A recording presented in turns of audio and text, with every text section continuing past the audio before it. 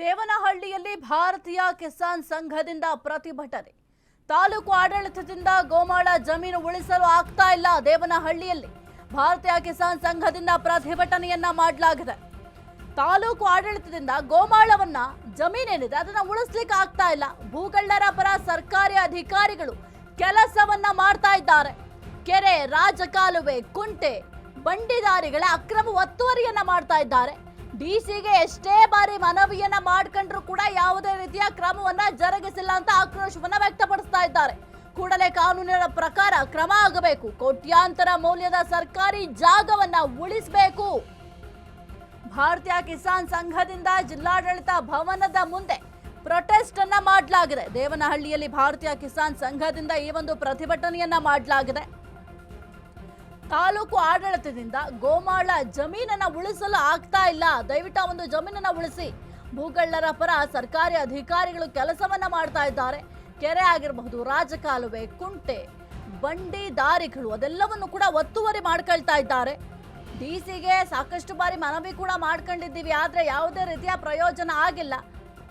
ಕೂಡಲೇ ಕಾನೂನಿನ ಪ್ರಕಾರ ಕ್ರಮ ಆಗಬೇಕು. ಕೋಟ್ಯಾಂತರ ಮೌಲ್ಯದ ಸರ್ಕಾರಿ ಜಾಗವನ್ನ ಉಳಿಸಬೇಕು. ಭಾರತೀಯ ಕಿಸಾನ್ ಸಂಘದಿಂದ ಜಿಲ್ಲಾಡಳಿತ ಭವನದ ಮುಂದೆ ಈ ಒಂದು ಪ್ರೊಟೆಸ್ಟ್ ಅನ್ನ ಮಾಡಲಾಗಿದೆ. ಪ್ರತಿಭಟನೆಯನ್ನ ಮಾಡಿದ್ದಾರೆ. ಅದು ಯಾವ ಕಾರಣಕ್ಕೆ? ಸರ್ಕಾರಿ ಜಾಗವನ್ನು ಉಳಿಸಿ, ಸರ್ಕಾರಿ ಜಾಗವನ್ನು ಒತ್ತುವರಿ ಮಾಡ್ಕೊಳ್ತಾ ಇದ್ದಾರೆ.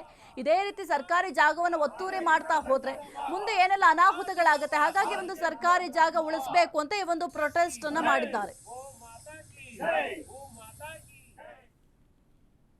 ಏನಿವತ್ತು 77ನೇ ವರ್ಷದ ಗಣರಾಜ್ಯೋತ್ಸವ ಆ ದಿನ ಅಂದ್ರೆ ಸಂವಿಧಾನ ನಮಗೆ ನಾವು ಅಂದ್ರೆ ಸಮರ್ಪಣೆ ಮಾಡಿಕೊಂಡಂತಹ ದಿನ.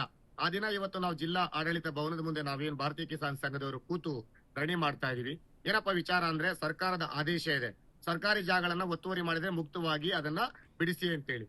ಆಮೇಲೆ ಅದೇ ಅರ್ಜಿ ಪ್ರಕಾರವಾಗಿ ಜಿಲ್ಲಾಧಿಕಾರಿಗಳು, ದಂಡಾಧಿಕಾರಿಗಳು ಸುತ್ತೋಲೆಗಳನ್ನ ಹೊರಡಿಸಿದ್ದಾರೆ. ಅದನ್ನ ನಂಬಿ ಪತ್ರಿಕಾ ಮಾಧ್ಯಮದಲ್ಲೂ ಪ್ರಕಟಣೆ ಮಾಡಿದ್ದಾರೆ. ಅದನ್ನ ನೋಡಿ ನಾವು ಅರ್ಜಿಗಳು ಹಾಕಿ 4-5 ವರ್ಷ ಆಗಿದೆ. ಸಂಘದಿಂದಲೂ ಹಲವಾರು ಕಡೆ ಅರ್ಜಿಗಳು ಕೊಟ್ಟಿದೀವಿ.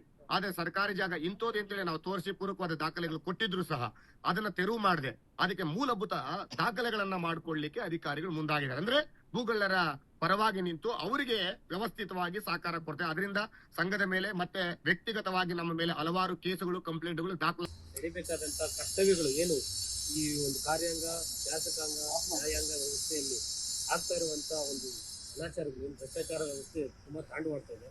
ಸಂವಿಧಾನಬದ್ಧವಾಗಿ ಏನು ಹಕ್ಕುಗಳನ್ನ ಸಂವಿಧಾನದಲ್ಲಿ ಇದೆಯೋ ಅದು ಪ್ರಜಾಸ್ವಾಮ್ಯವಾಗಿ ಜಾರಿಯಾಗಿ ಆ ಒಂದು ವಿರುದ್ಧವಾಗಿ ಇವರು ಆಡಳಿತ ನಡೆಸ್ತಾ ಇರೋ ವಿರುದ್ಧ ನಾವು ಇವತ್ತು ಸಂವಿಧಾನ ಸಮರ್ಪಣೆ